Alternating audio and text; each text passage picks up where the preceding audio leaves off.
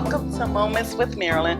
My name is Marilyn, and welcome you guys to my second recording podcast. I am so happy to have you all with me. I want to let you all know I enjoy all your comments that you guys gave me on the last recording that we did. It was amazing. Thank you for following me. Thank you for subscribing to the YouTube channel. And thank you for liking me on Instagram and also following me on Instagram. And one of the comments that you guys did give us was about the social distancing. At that time that we recorded the video, Tampa did not have a social distancing order in place. Therefore, we are taking on the social distancing at this moment. So we're apart from each other. So we can record. Right now, I just want to send out my prayers for everyone who have been suffering from the COVID-19, the coronavirus event. I know a couple of friends of mine, they have lost some loved ones and everything, and those who've been infected by it. We're praying for you. We're praying for all the family. We're praying for all the healthcare workers and everybody that's involved. So I know the last show was fun and uplifting and everything, but right now, due to the current environment, we're going to switch gears for a moment, just for a moment, so I could talk to you about something that's going on in the community while we're on quarantine, and that is domestic violence. A lot of people have been in several situations of domestic violence, and they were able to get away. Now, because we're under quarantine, a lot of people are not able to escape certain situations. So my guest today, it's one of my dear friends and homegirls, Miss Lorrie Shepard, and she is the executive director of Project Take Back here in Tampa. So we're going to talk to Lorrie about her nonprofit. Hey, Lorrie, what's going on, girl? Hey, girl, hey. So welcome to Moments with Marilyn. Thank you for doing this with me. Thank you for having me. And it's so me. good to see you because I have not been able to see you since we've been on lockdown. I know. It has been a long time. I know. Yeah. But right now, I just want you to tell us about your nonprofit, Project Take Back. When did you actually start the nonprofit? So Project Take Back has been in existence since 2012. At the time, I didn't know that it was going to be a nonprofit. It initially started out with a group of friends that would hang out once a month. We would catch up, talk about life events, talk about what was going on, and it just kind of grew from there. 2016, I retired from almost 20 years in law enforcement to really hit the ground running, getting it going. And in 2018, we became certified 501c3. Yay! Yay! I know, that's exciting. So tell us, what type of programs do the organization do? So what we do is pretty much all things domestic violence. So we assist victims with obtaining injunctions for protection. We assist them with housing. We've assisted a family with the funds to move out of state. We put on programs, informative and educational programs to give people the information they need to leave a situation or get out of a situation and stay out. We also have a youth program that we will be getting started with shortly, where we will assist with just your everyday thing that's not really taught in schools. How to write a check, how to fill out an application, how to properly interview. How to save money. Team building, self-defense, just various things that, growing up, I wish I would have had growing up in a domestic violence home. So hopefully in the near future, we'll get that started. We also every year put on an event called From Survivor to Overcomer, which is our yearly symposium. Where we have the event that yes, you just had. We just had that past March. Yeah, exactly. Which I was lucky to attend and to volunteer. Yes. I really enjoyed that event. That was my first event that I've actually attended of yours, and I thoroughly enjoyed it. Well, thank you. So let's piggyback. You said because you grew up in a domestic violence home, is that why you started the nonprofit? Yes. So growing up, I witnessed my mom get beat because the weather changed. Every chance my stepdad had to put his hands on her, he did. Didn't care if I was there, if I wasn't there. And then when she wasn't at home, he took it out on me. So I witnessed that for 25 years of my life before they actually split. And then once I started working in law enforcement, taking calls for service and meeting different, men and women who have been victims, I would always ask the question, because I didn't understand as a kid why my mom continued to stay. Okay. So my question, being ignorant to what domestic violence was as a kid, why do you stay? And the the response I would always get was, I'm scared to leave, or I don't have the money to leave. So as I got, older in my career, I realized that something needed to happen. So that's kind of where Project Take Back was birthed. I wanted to start something to give victims a way out. A lot of people don't know what they can do to get out. And so I wanted to be a part of that. Great. So with that being said, because we're on quarantine and the Florida has Florida and a lot of states have a stay-at-home order. Mm-hmm. So with the person already in a domestic violence situation, and now you're on quarantine, with the current environment, what do they do? How do they get the help they need in this situation? Well, like some of the issues with child abuse, most child abuse is brought to the forefront because the kid is in school, and so the teacher sees bruising, or the kid says something to the teacher that happened at home, and the teacher can now call the abuse hotline and make a report. Well, you don't have that now because everybody's at home. So the same goes for domestic violence. A lot of times a victim will go to work and they'll have bruising or marks or something on their bodies, and their coworker will say, hey, well, what happened? Why, what happened to your face or whatever? And some people, will indulge and say, hey, this is what happened, and they're able to call because they're at work. Well, being stuck at home, some of the things you can do, obviously, if you see the situation or the situation escalating, you can do everything you can to try and de-escalate it. One of the things I tell people that some of the clients that come in is, you don't ever want to find yourself in a room where there's only one way in and one way out.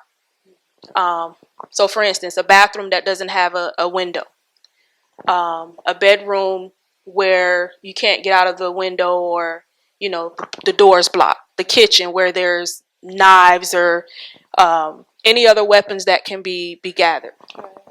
You also want to speak to your kids if you have kids at home, and maybe come up with a safe word. So if mom and dad ever get into a fight and mom or dad needs to get away, because obviously we have men that are victims as well. Absolutely.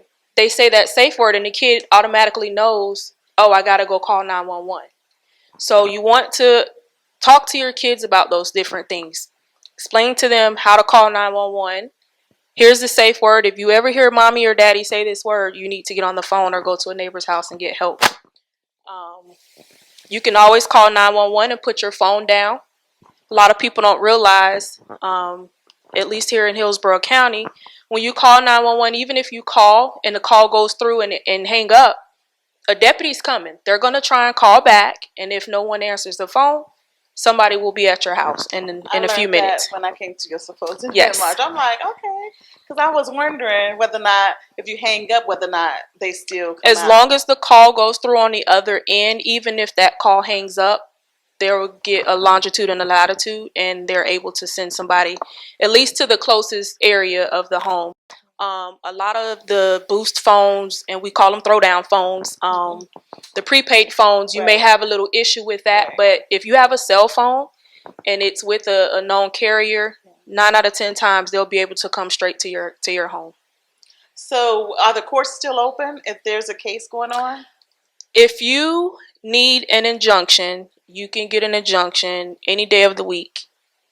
Even on the weekends, you're able to go into the courthouse on the second floor and obtain an injunction. But what do they? But they still have to stay in the home while they're getting an injunction. Well, you don't have to stay in the home while you're getting an injunction. There are several programs out there. The Spring is one of the biggest ones here in Hillsborough County. You can, obviously, if you can, call 911. A deputy will come out. They'll interview you. They'll investigate. And then at that point, they will give you the option to go to the Spring if you choose to go to the Spring. Once you're there, they can walk you through everything, helping you get an injunction and, keeping you safe and all that. They do have schools there for the kids. A lot of people don't realize that. They think their kids just will be out of school while they're at this shelter. No, there is school there. It's a safe environment. It's confidential location. So it's not like you can get in the phone book and look it up and, now your abuser knows where you are. So there's different things that can take place, but no, you do not have to stay in the home to obtain an injunction. Great. That's good to know, considering everything that's going on now with the stay-at-home order and the quarantine. So I know you got something in the works, as you always do, and I'm so proud of you for that. Tell us about your current fundraiser you got going on. So one of the things we do at Project Take Back each year is we pick a high school senior, and we have them write an essay. Well, let me back up. We pick a school each year. We go to the seniors, female seniors, and we have them write a 500-word essay on why they feel like they're inspirational, beautiful, and empowered. From those essays, we pick the top 3 essays that, have just stood out. And the first place winner will receive a prom takeover. So basically, they'll receive a ticket to prom, hairdo, makeup, custom-made dress, photo shoot. Wow. Yeah, we do it big. And thanks to my sponsors. Yes, so the dress is sponsored by Raya Marie Designs out of Atlanta, Georgia. Our photographer is Anthony Moore with Anthony Moore Photography. Our hairstylist is Nikita Bateman with Styles by Nikita, and our makeup artist is Danielle McCrae with Danny's Glow Makeup. Okay. So I have a team of people who heard what I was doing. They saw the vision, they loved it, and they jumped on board, no questions asked, and I could not do this every year without them. That's amazing. So also what we've decided to do this year, because there's no prom. Right. So we all know with COVID, there's no prom. Right. So in lieu of having a prom dress takeover, we're going to allow the young lady to do a graduation photo shoot. Aww. And incorporate her prom dress in that.